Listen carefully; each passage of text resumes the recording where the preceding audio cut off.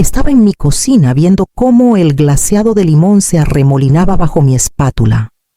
El aroma a azúcar y cítricos llenaba el aire, pegándose como recuerdos que no pedí, pero que no podía sacudirme. Era el favorito de Jimena, desde que era una niña, con trenzas y rodillas raspadas, corriendo descalza por el patio trasero. Lo llamaba pastel de sol. Lo preparaba cada año. En enfermedades, días festivos, incluso el año en que murió Germán. Pero este se sentía distinto. Pasé la mañana tarareando, poniendo la mesa con sus margaritas favoritas, limpiando los cubiertos 2 veces. Hasta planché las servilletas. Una parte de mí, esa parte ingenua, creía que hoy podría ablandar algo en ella. A mediodía la puerta principal crujió al abrirse. Jimena entró primero con el abrigo sobre el brazo, seguida por su esposo Ismael y sus 2 hijos. Apenas me miraron al entrar. Sorpresa, dije sonriendo. Hice algo especial. Jimena se detuvo en el umbral, su rostro indescifrable. Miró la habitación como si no la reconociera. O tal vez simplemente no le importaba. ¿Qué es todo esto?, preguntó. Señalé el pastel. De limón. Tu favorito. Pensé que podríamos almorzar como antes. Cruzó los brazos. Mamá, no entiendes. No necesito un pastel ni un almuerzo. El mejor regalo que podrías darme es que desaparezcas de mi vida. No hablé. No pude. Las palabras se atoraron en mi pecho, agudas y repentinas. Estoy harta de que estés encima de mí, metiéndote. Solo... Para. Ismael miró al suelo. Los niños se fueron al salón sin decir nada. Se fueron antes de que pudiera responder. La puerta se cerró con fuerza tras ellos. Me senté a la mesa, la que había preparado con tanto cuidado, y miré el pastel intacto. El aroma a limón aún flotaba, pero ya no olía a sol. Olía a algo que necesitaba olvidar. Envolví el pastel en aluminio y lo guardé en el refrigerador. Luego, apagué las luces una por una, hasta que solo quedó la lámpara del pasillo. Y en el silencio me quedé con las palabras que no podía deshacer. Esa noche me senté sola a la mesa del comedor, con el pastel de limón aún en el refrigerador envuelto en su aluminio intacto e innecesario. La habitación tenía una quietud que no era paz, solo ausencia. El centro de mesa con margaritas comenzaba a marchitarse. Una pétalo cayó mientras miraba la silla que Jimena ocupó brevemente. Sus palabras resonaban en mi cabeza una y otra vez, como si repetirlas las hicieran tener sentido.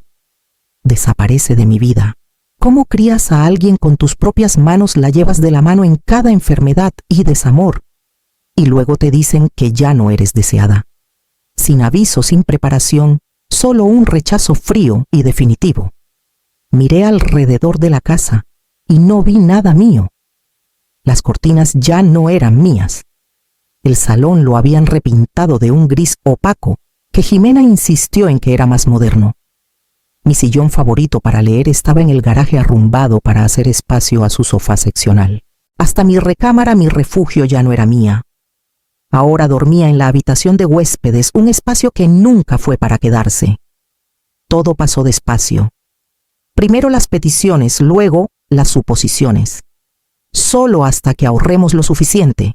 Es temporal. Pero lo temporal se convirtió en años y yo me fui haciendo más pequeña sin darme cuenta, centímetro a centímetro, decisión tras decisión.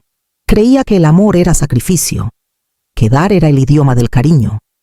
Pero sentada en esa mesa, con el único sonido del zumbido leve del refrigerador, comencé a preguntarme si lo único que les enseñé fue lo fácil que era hacerme desaparecer. Me levanté y caminé hacia la habitación de huéspedes con pasos pesados, pero con algo en mi interior que comenzaba a moverse por primera vez en mucho tiempo. Esa noche no lloré, no en voz alta al menos. Me senté al borde de la cama de huéspedes y miré la foto desgastada de Germán en la mesita de noche. Sus ojos siempre parecían divertidos incluso en la quietud. Solía decirle a Jimena que tenía su sonrisa cuando aún me dejaba decírselo.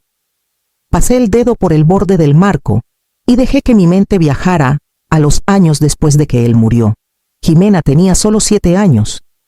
Recuerdo cómo se aferró a mi pierna en el funeral, cómo temblaba su pequeña mano en la mía.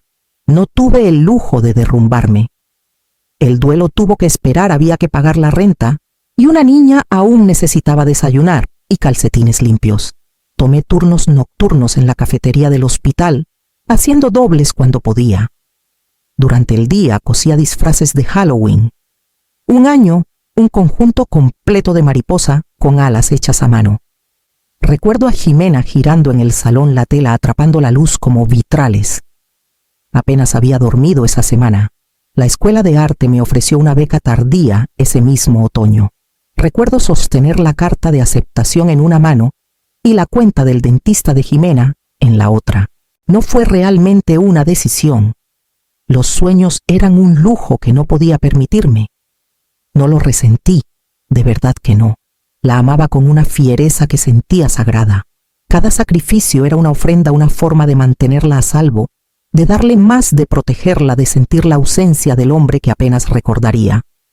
Me dije durante años que todo valdría la pena, que un día ella lo entendería, que mi entrega silenciosa sería su brújula.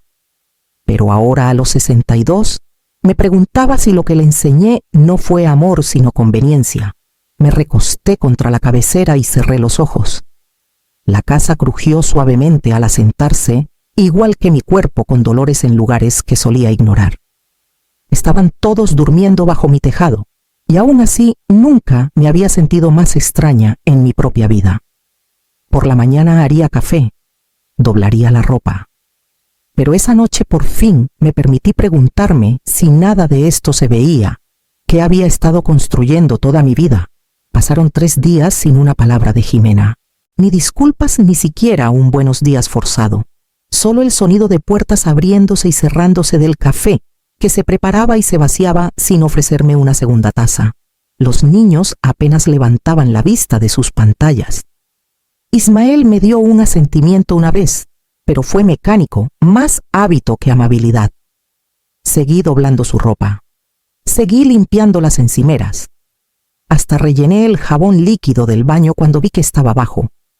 Pero algo en mí se había silenciado, había dejado de buscar. El jueves por la tarde entré al pasillo justo cuando Jimena estaba en la cocina con el teléfono pegado a la oreja. No me vio.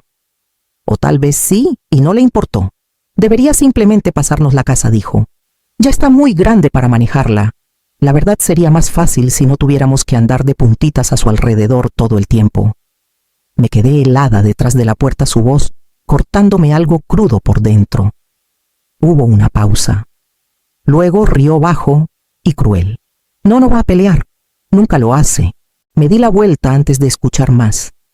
Mis manos estaban frías, no enojadas, vacías, como si cada parte de mí hubiera sido desollada y el centro no fuera más que aire.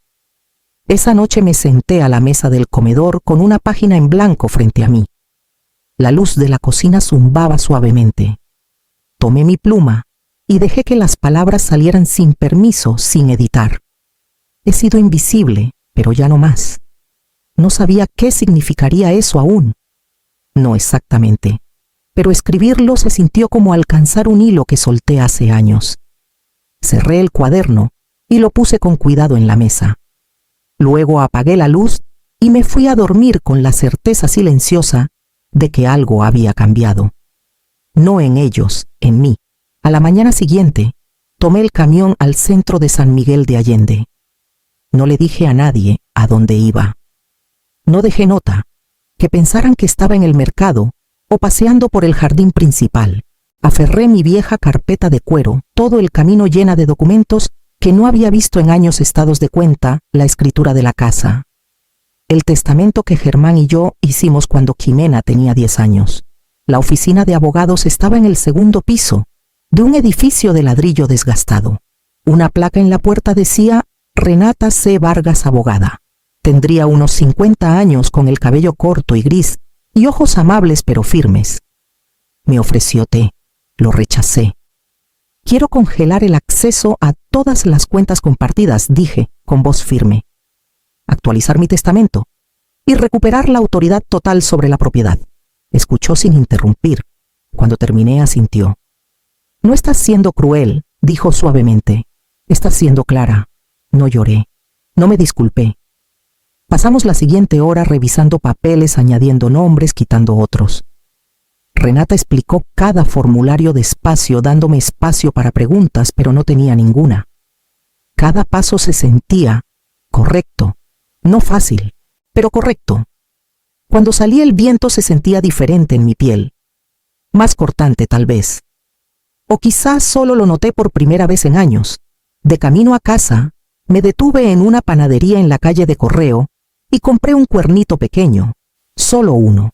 Me lo comí en el jardín principal cerca de la parada del camión, rodeada de extraños y hojas que caían tarde. No era una celebración. No exactamente. Pero algo en mí había cambiado. Y esta vez no lo guardaría en un rincón.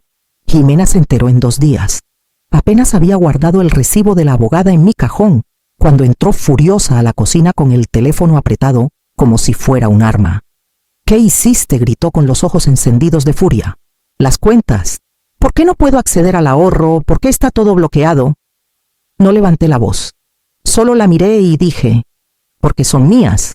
Parpadeó, como si no entendiera las palabras, como si hubiera hablado en un idioma que nunca se molestó en aprender.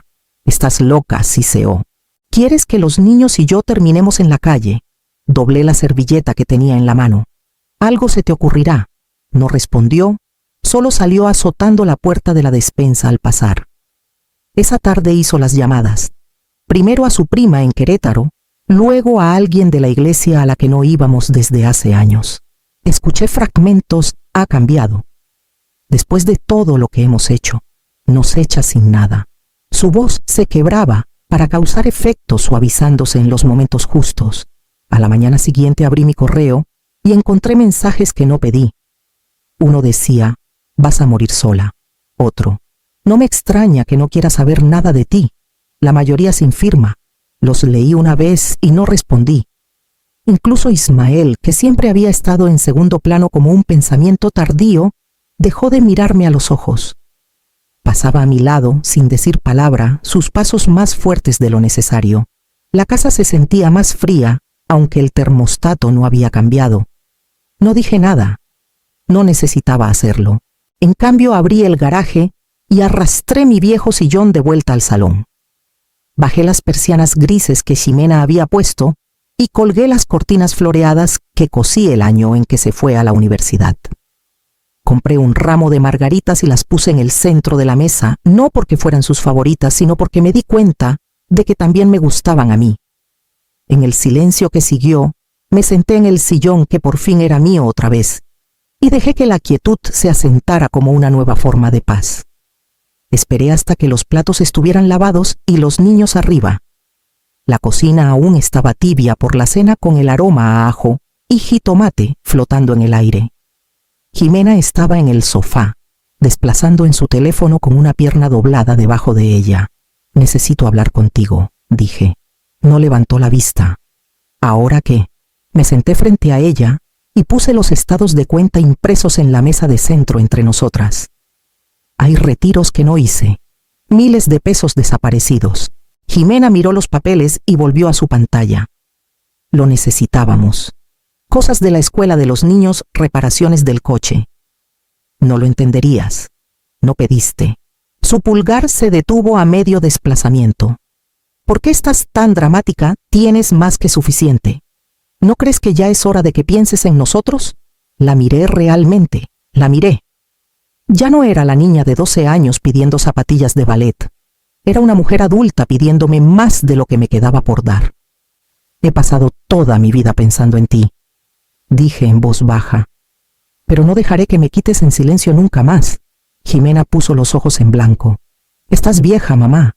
No necesitas todo esto. Es solo espacio y dinero. ¿Para qué lo sigues reteniendo? No me inmuté. No lloré. Entonces tendrás que construir tu vida sin mí, dije. Por un momento no habló. La habitación pareció tensarse a nuestro alrededor. Me levanté y recogí los papeles.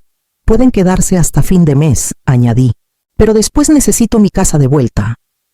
Jimena no me siguió cuando salí de la habitación, y por primera vez no miré atrás para ver si lo haría. Los papeles se entregaron la siguiente semana. Jimena los rompió por la mitad y los tiró a mis pies.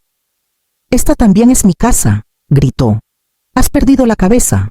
No dije calmada, aunque mis manos temblaban. La encontré. Ismael no dijo nada. Se quedó detrás de ella con los brazos cruzados, los ojos apagados. Se había acostumbrado demasiado a estar aquí sin renta, sin responsabilidad real. Una vez le pedí que sacara la basura y dijo: «Ese es tu trabajo, ¿no?». Ahora solo negó con la cabeza y murmuró: «Estás destrozando a esta familia». Casi me reí. Creo que esa parte había pasado mucho antes de que se firmara cualquier papel. En los días siguientes, Ximena llamó a quien quisiera escuchar. Primos con los que no hablaba en años. Amigos viejos de la iglesia, vecinos. El teléfono no paraba de sonar con voces preguntando cómo podía ser tan cruel. Repetían sus palabras: «Después de todo lo que ha hecho por ti. Ella te acogió.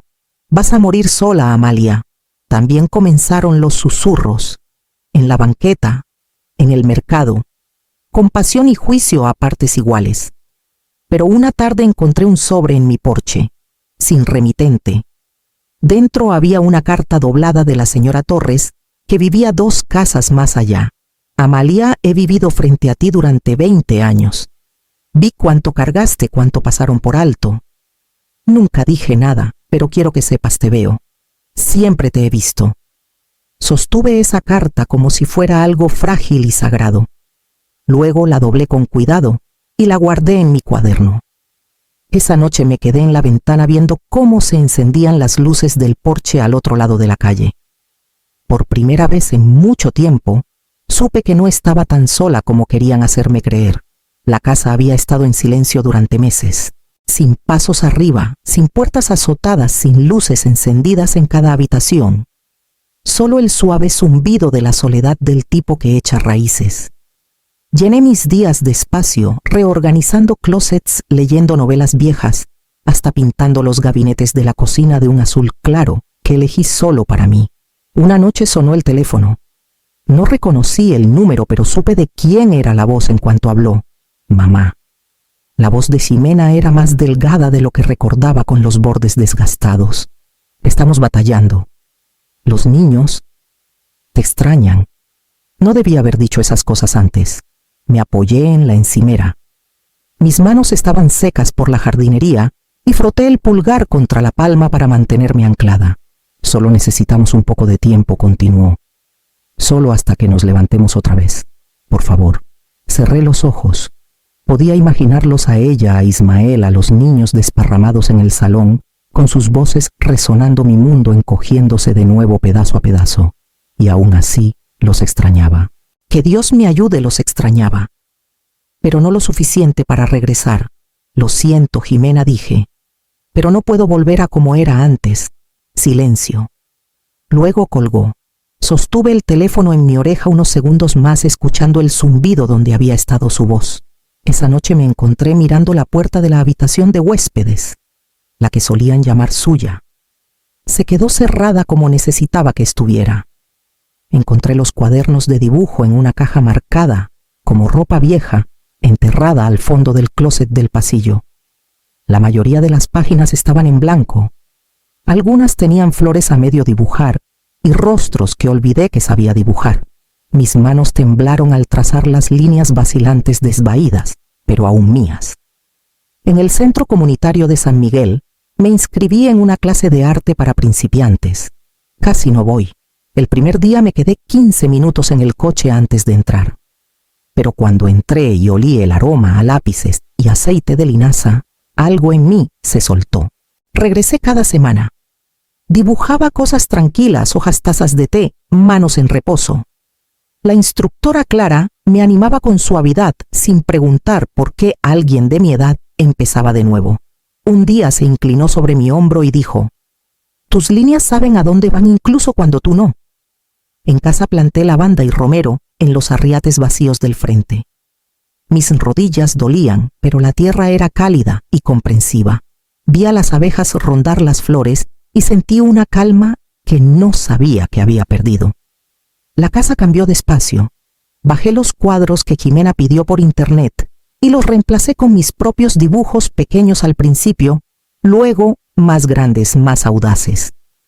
Compré cortinas nuevas, moví mi sillón a la esquina más soleada y tomé té por las tardes sin que nadie me interrumpiera. Una noche realmente me reí por algo que leí en el periódico. El sonido me sorprendió. No lo había escuchado en tanto tiempo que se sintió extraño. Pero era mío. Y era real. Y cuando me paré en la ventana, esa noche viendo el romero mecerse con la brisa, sentí algo que no había sentido en años. Me sentí en casa. La muestra de arte de primavera se realizó en el salón multiusos del centro comunitario, donde las mesas plegables llevaban faldas de lino y los cuadros descansaban en soportes de alambre. Llegué temprano con mi pequeño portafolio bajo el brazo, con las manos temblando ligeramente, insegura de si lo que había hecho pertenecía en otra pared que no fuera la mía. Clara me recibió con una sonrisa. «¿Viniste?», dijo ayudándome a colgar mis dibujos favoritos tallos de lavandamanos, envejecidas el rostro de un niño girado hacia el sol. Cuando la gente empezó a llegar, me quedé al fondo medio esperando pasar desapercibida. Pero se detuvieron. Hicieron pausas. Preguntaron. Una mujer ladeó la cabeza frente a un dibujo de una ventana de cocina y dijo: «Hay algo en esto que se siente como respirar». No dije mucho, solo asentí y dije gracias, guardando el silencio en mi pecho como algo valioso. Esa semana alguien tocó a la puerta. 2 niñas del vecindario estaban en el porche con una canasta de panecitos entre ellas. «Hola, señora Amalia», dijo una alegre. «Nuestra mamá dice que su jardín la inspira». Me hinqué a su altura y sonreí. «Díganle que le agradezco». Corrieron por la banqueta sus risas ligeras y despreocupadas. Esa noche me senté en mi sillón junto a la ventana con la última luz del día, descansando sobre el romero afuera. Abrí mi cuaderno y escribí. Pensé que desaparecer era una pérdida, pero tal vez nunca fui vista hasta ahora. Por tanto tiempo me había volcado en las vidas de otros, midiendo mi valor por lo que daba, por lo silenciosa que podía ser, por el poco espacio que podía ocupar. Pero ahora aquí, en este hogar que había recuperado centímetro a centímetro, me di cuenta de algo simple y sorprendente. Nunca estuve destinada a desaparecer. Estaba destinada a echar raíces,